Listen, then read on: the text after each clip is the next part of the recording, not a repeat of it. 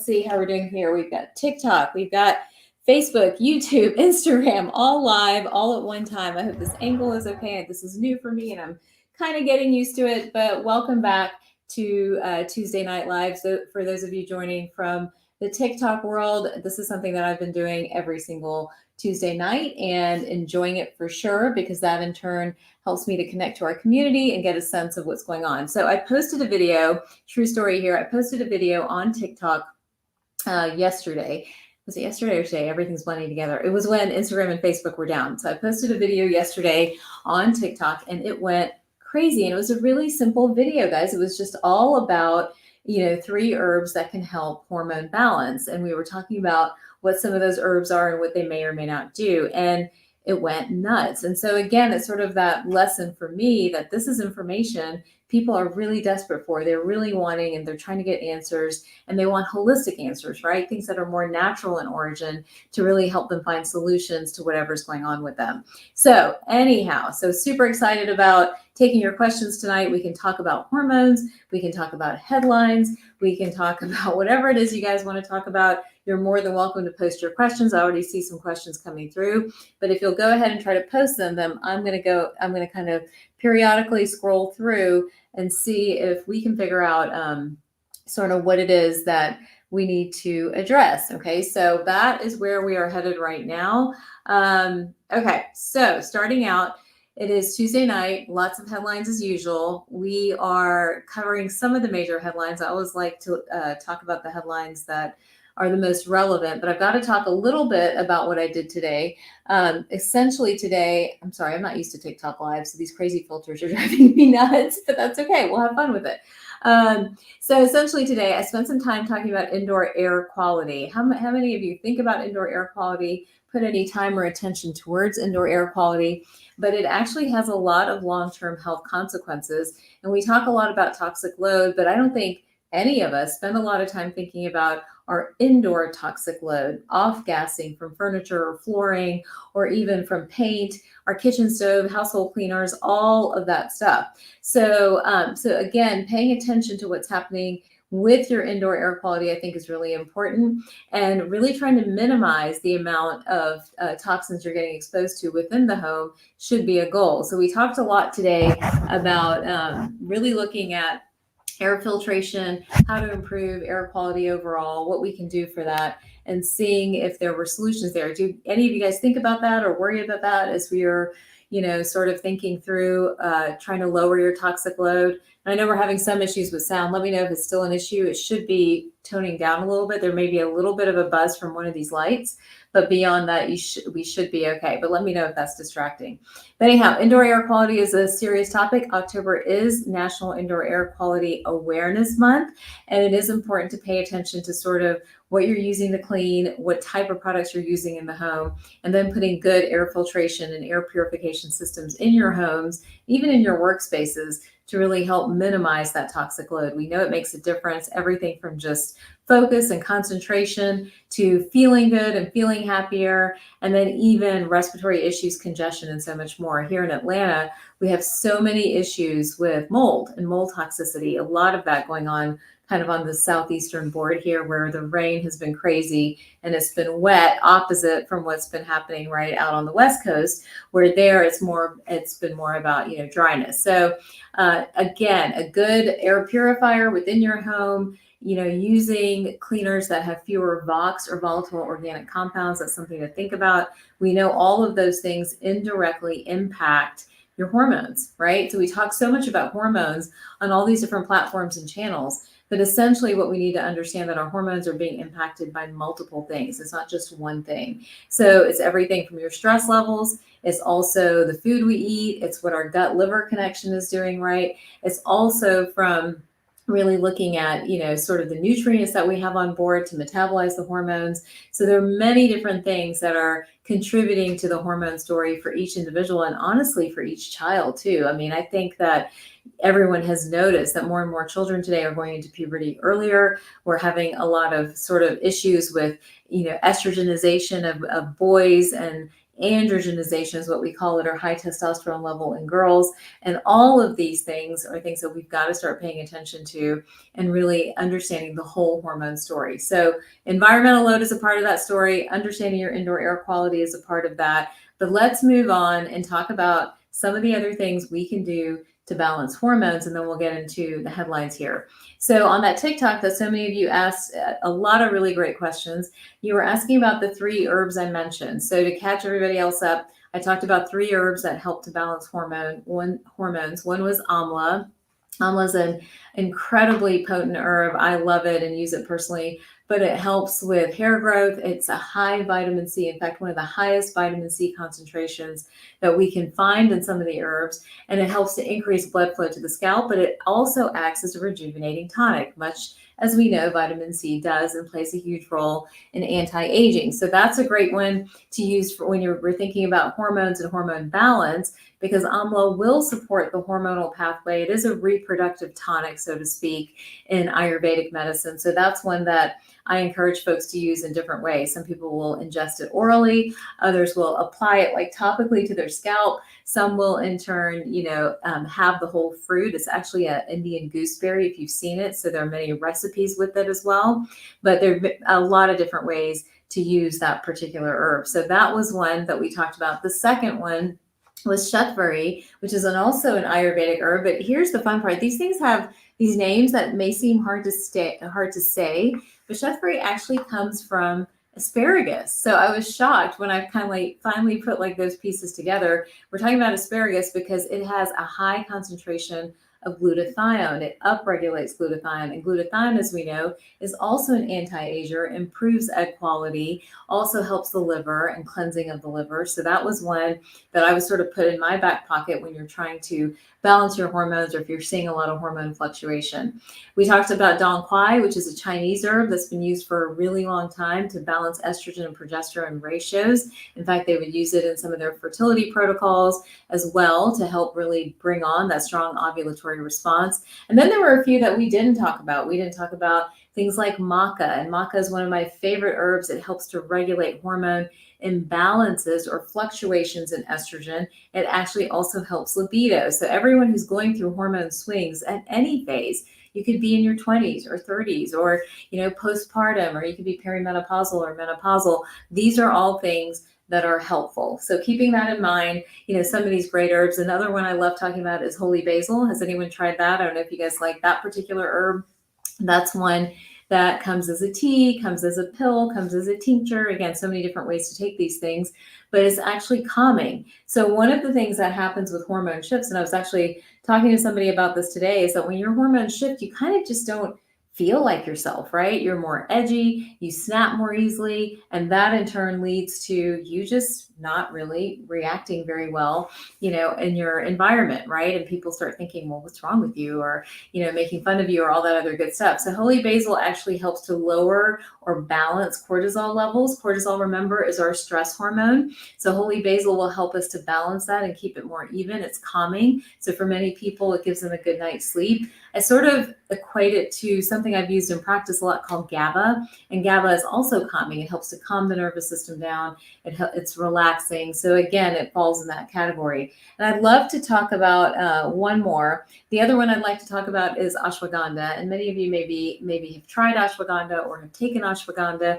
And that too helps. It's more of a stimulating tonic. It really helps to sort of boost the immune system, keep things going, get your energy up. So many people take ashwagandha in the morning or around noon for energy, and that's a great one as well. So those are 5 herbs that I really like when it comes to shifting hormones and hormone imbalances and things that can help you as you're kind of going through that particular phase. And the reason we talk about herbs and some of these holistic remedies is because oftentimes we want solutions before we get to hormone replacement.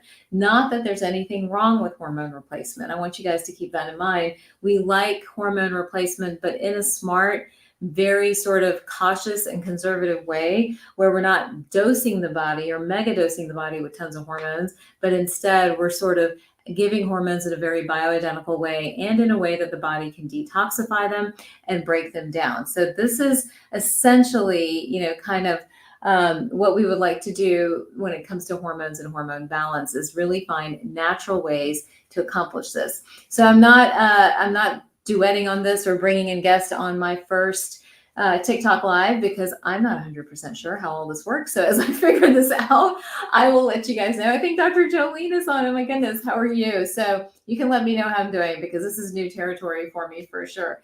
But anyhow, so we like to talk about natural solutions for hormone balance. I love blending Eastern and Western medicine together for hormone balance. So every week, either on my post or in my TikToks or on my feed, you'll see me have different ideas for that, whether it's nutritional, whether it's gut-based, whether it's Chinese medicine-based, Ayurvedic, conventional. I mean, there's so many schools of thought, but it's merging them where I really get my passion and my joy in bringing them together so that we can get solutions for all of us. So I won't stay parked on this particular topic for too long. I'm going to jump into a couple of the headlines that I have and share those with you. And again, I want to encourage you guys, I'm trying to screen here for different questions and make sure I'm not missing anyone's questions. So if you guys do have questions, let me know for sure. So some of you on Instagram are saying it sounds a little fuzzy, but I think it's because I'm on a different device. So we'll try to figure that out for next time and make this work a little bit better, but we'll work with this for now for sure.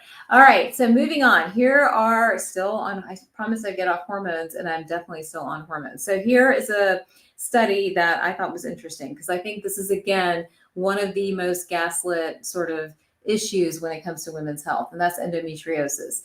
And I don't know if any of you out there have had endometriosis or suffered from endometriosis before, but it can take a long time to get the right diagnosis. And this particular study talked about that as well. It was based in Australia, and it talked about the fact that it can take up to 11 years for a woman to be diagnosed with endometriosis. And many of those women, up to 40%, of those women are infertile. And so meanwhile, they're looking for fertility treatments and trying to figure this out and going through rounds and rounds of IVF or IUI.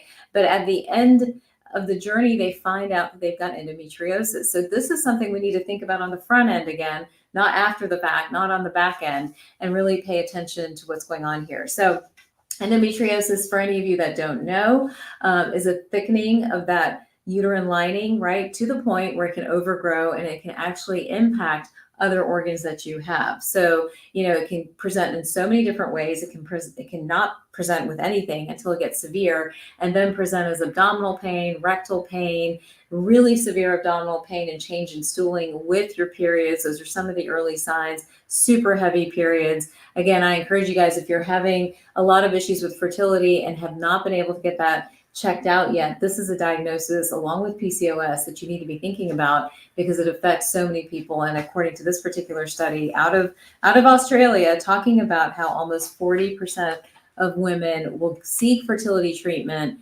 not get pregnant, and have endometriosis. So I think that's something. All right, let's do one more. It's going to be a short live today just because I know everyone's been running around and I still have stuff to do after I jump off here today, believe it or not.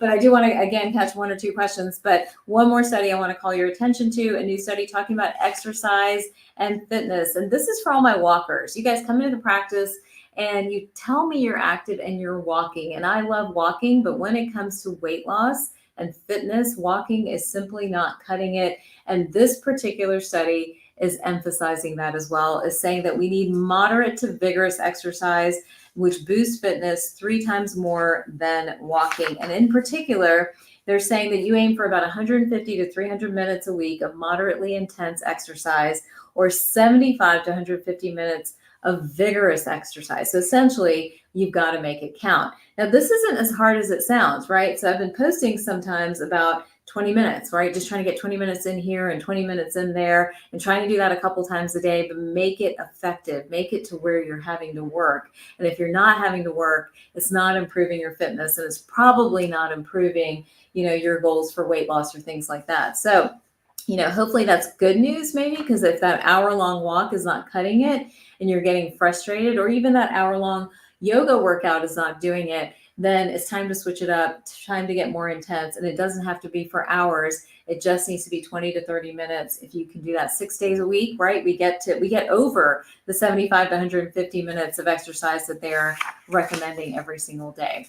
All right, I've got a couple of questions that I'm going to jump in. Let's see, Teresa, you've got a migraine. I am so sorry. I hope you've tried magnesium, which is one of my favorite things to try. Essential oils. I love using peppermint, rubbing that right on your temples, inhaling it, putting it on your wrist and then on the back of your neck. And if all of that's not working, then sometimes we will move to different medications. There's actually a medication which is made from an herb, back to our herbal theme, called Butterbur, which helps to reduce migraines and migraine frequency. That's called Pitadalex. It has a big fancy name to it. And then, of course, there are new migraine medications, everything from Imitrex and Sumatriptan, which have been around forever, and then something new called Nurtec, which is supposed to help too. Magnesium, I like a magnesium chelate. You can also use a threonate for a migraine. The average dose is about 400 milligrams. You can try that and see if that makes a difference for you. All right, some of you are commenting that you've got air filters in all your rooms and non-toxic cleaners.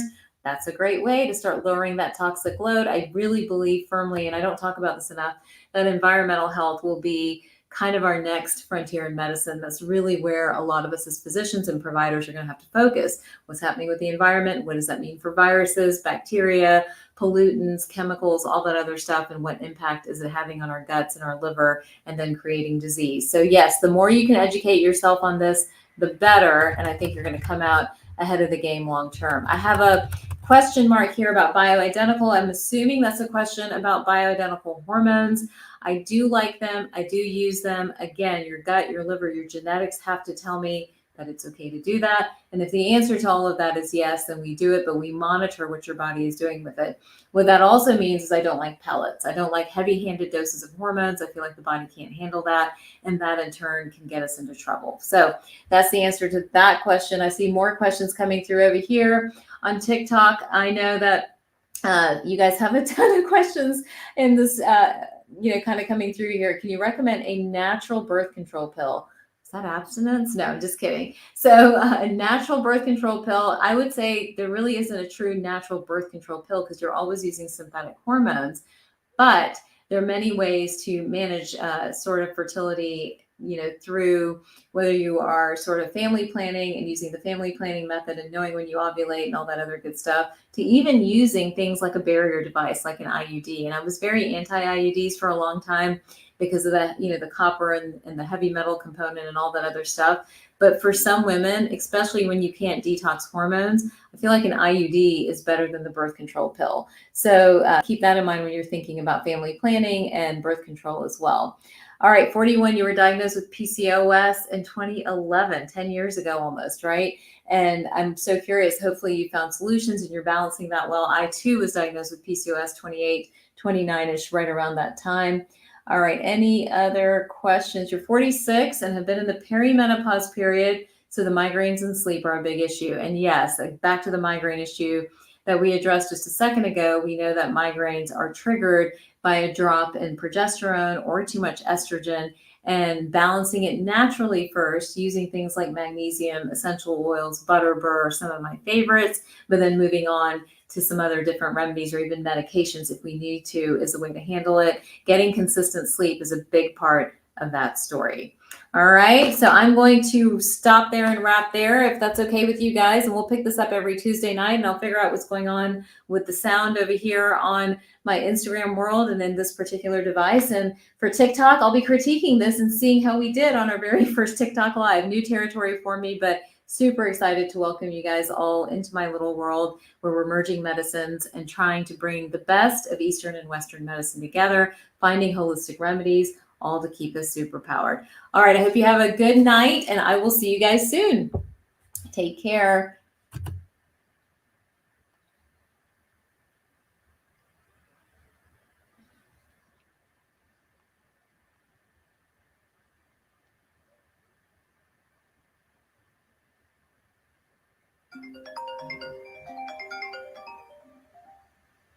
Hey, Robin.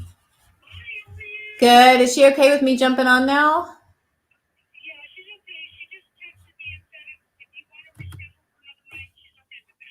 I can get on right now. In fact, I was trying to log in here. Our power's been out, so we've had all kinds of drama today. So I'm just behind on everything, but I got on. Is she okay with me getting on now?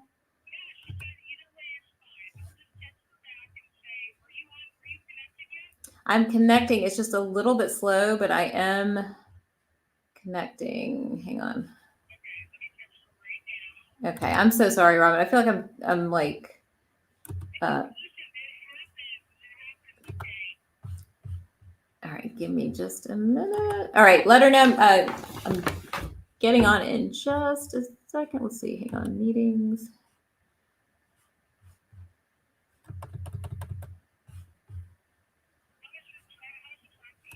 It was good, but it also like they kept delaying it because it was raining, so it actually started later than we anticipated because they didn't want to cancel it. Yeah. Well, just, I mean, I've already let her know that, but you may want to just say that. She knows that your daughter had a track meet, and that's why you need to reschedule. She was totally fine with that. Okay. So just tell her it was late. Okay. Well, I'm going to jump on. I'm going to jump on from my phone. So I'm going to get on right now, hang up with you and get on from my phone just because I'm having trouble on the other devices. Okay. Okay. So she just said, okay, thank you. All righty. So she should be joining soon. Okay. Great. Thanks. Okay. All righty. You're welcome. Bye. Okay. Bye.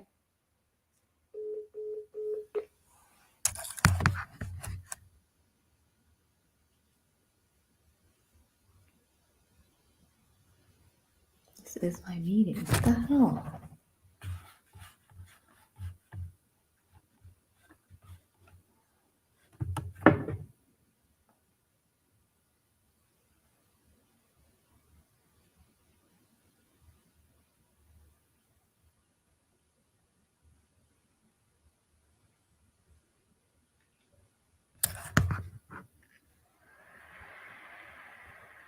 Recording in progress.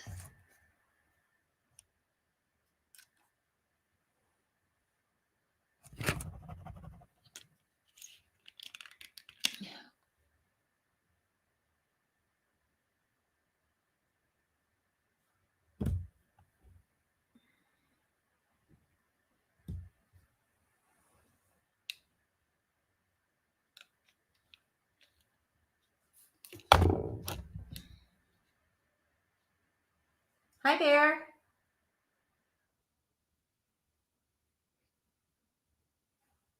Hi. Oh my gosh. I am so sorry. I apologize. I have just had a scattered evening. I don't know how else to say it, but yeah, how are you? Good, thank you. No, don't worry. It's okay. Oh, I good. understand. Well, I'm so happy to meet you, and I've been looking forward to it, actually. Where are you? Where are you based? In Fort Lauderdale area. Okay. South Miami. Gotcha. Well, tell me a little bit about you and kind of what you're looking for, and I can fill you in on the practice a little bit, and we can go from there. That's good. So I am originally from Colombia, from Bogota, Colombia. I went to medical school there, and then I came here to Chicago to study English. And I met my husband. I stayed and did my family medicine residency there in Chicago. Okay.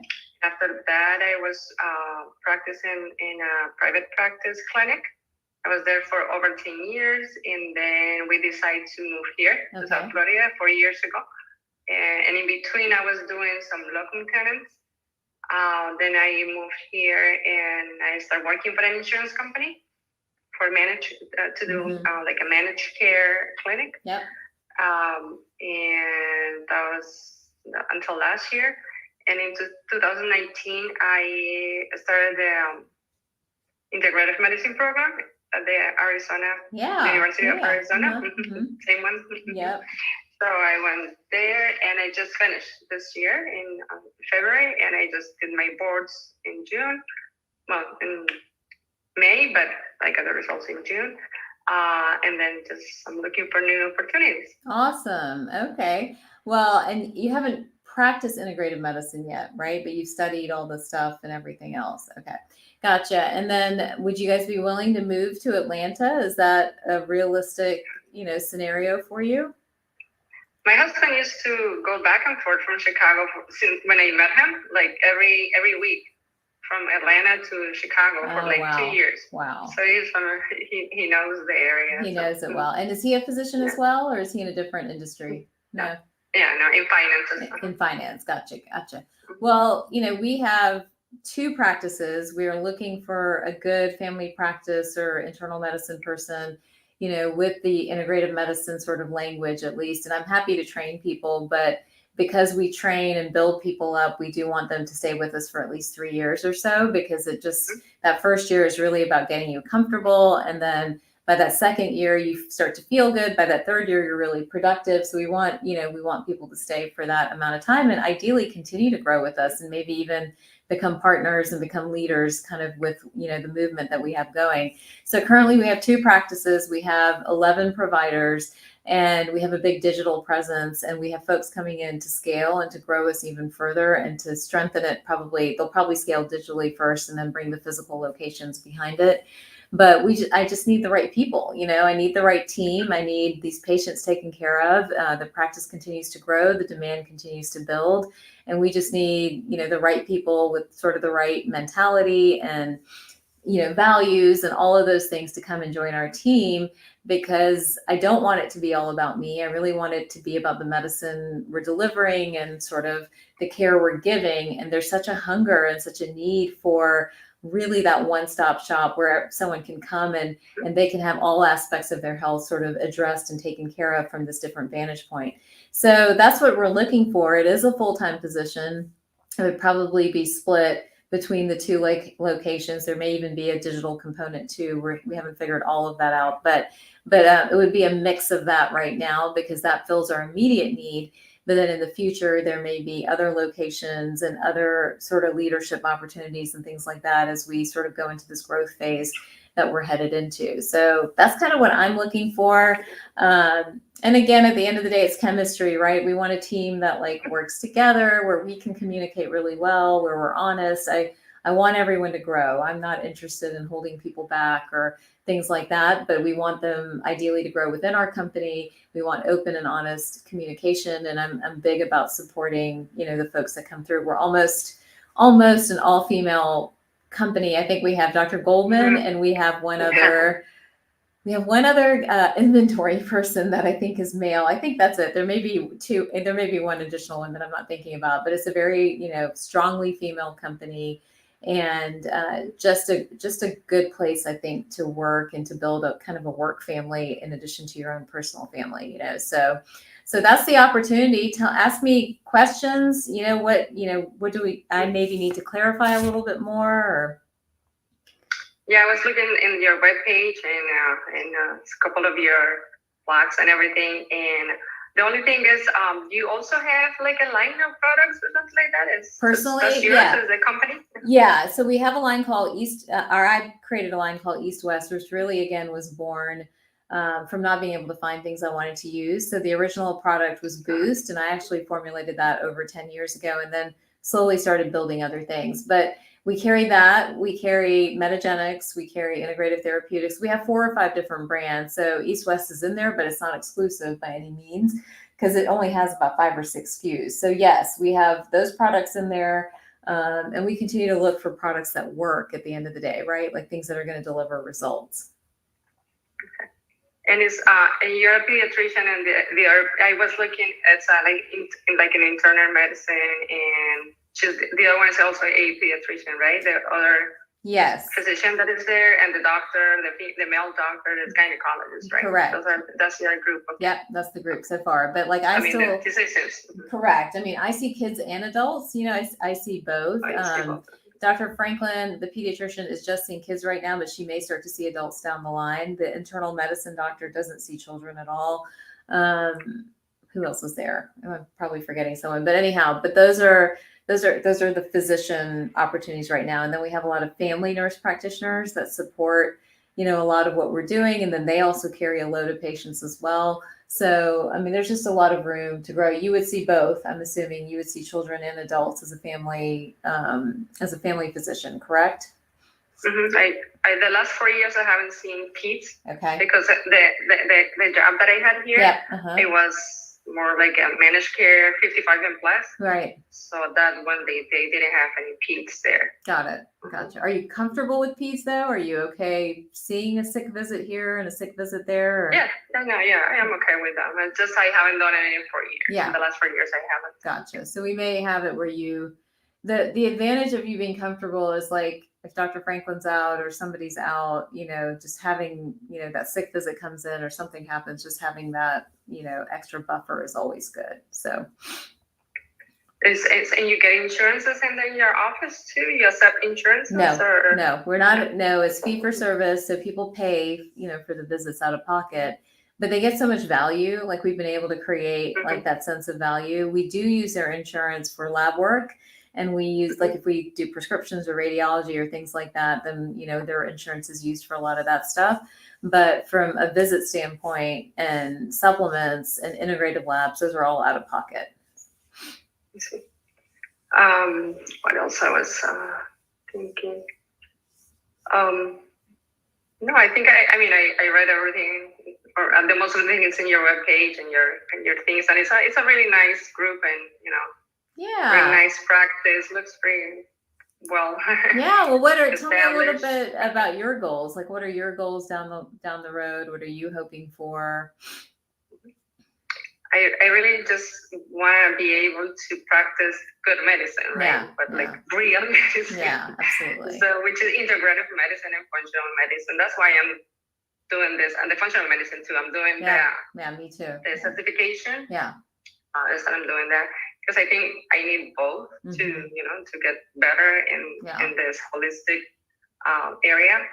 And I just want to be able to spend the time with the patients, communicate with them, have better relationship, and have the time for them. Because in the regular traditional, conventional medicine that we have now, it's not possible. That's why I left the company, because I was feeling that I was not myself. I was not the doctor that I always was, right? So because there were so many rules and so many things that I have to follow, that I felt that it wasn't me anymore. Yeah. And it need to be me. Yeah. And we want that. And it's interesting, like some of the new people that have come in say, we all speak the same language, but we all practice a little bit differently. I don't have that, there's some things that we all need to do very similarly. Like, we all need to be doing treatment plans. We all need to be doing our follow-up notes. We all need to be using the technology in the office. Like, we'll do some Chinese medicine scans. We do some energy medicine scans. We need to be using that and comfortable with that. So that's where the training part comes in.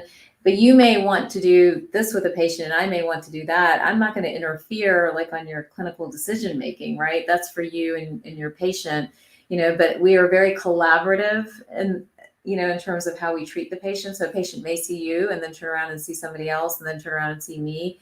But there's kind of that fluidity. It's very much a team model or team approach. And it works well because that way, like all the burden's not on you, for a patient. And if you're out of town or something's going on with you, then somebody else can step in and cover, so it's worked well. I would say overall, it's worked really, really well for our team. And I've been by myself, I was first by myself. That was hard and incredibly stressful. And then I was where I had one or two employees and that had different challenges. And then I brought a few people in. So it's like with every stage, there are different challenges, but I would never go back to being by myself. I felt like that was the most stressful and hard to manage because, unless you're going to cap the number of people you see, you're always on. Like, my phone's going off constantly, my emails are going off constantly, and that kind of stress. I lost a good number of years just being in that fog of all of that. So I'm hoping that the people that join kind of appreciate, like, a lot of that we figured out.